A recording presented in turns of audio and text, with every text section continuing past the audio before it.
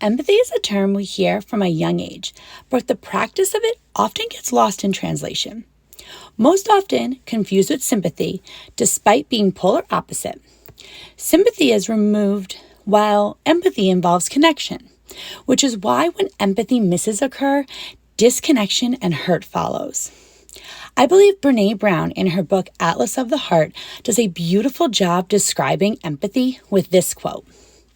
We need to dispel the myth that empathy is walking in someone else's shoes. Rather than walking in your shoes, I need to learn how to listen to the story you tell about what it's like in your shoes and believe you, even when it doesn't match my experience.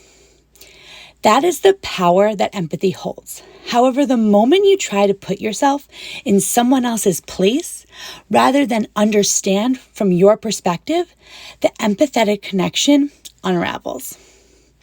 You may be thinking, but how can I be empathetic with someone's experience if I haven't lived it?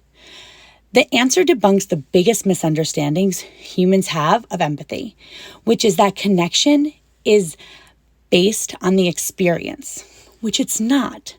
True empathy is connecting to what someone is feeling about the experience, not the experience.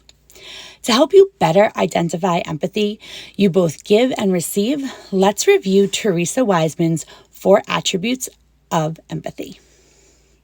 Starting with perspective talking. That looks like, what does that concept mean for you? What is that experience like for you? Next, staying out of judgment, which involves listening without putting any value on what you're hearing. Third is recognizing emotions. So how can I touch within myself something that helps me identify and connect with what the other person might be feeling? Check in with that person, clarify what you are hearing, and ask questions. Be curious. Last, communicating the emotional understanding. Sometimes it may be elaborate, while other times it may simply be, that's hard, I get it.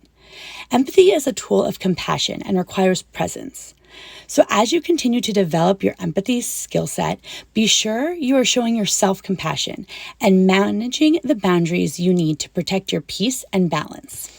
Until next time, mind your health.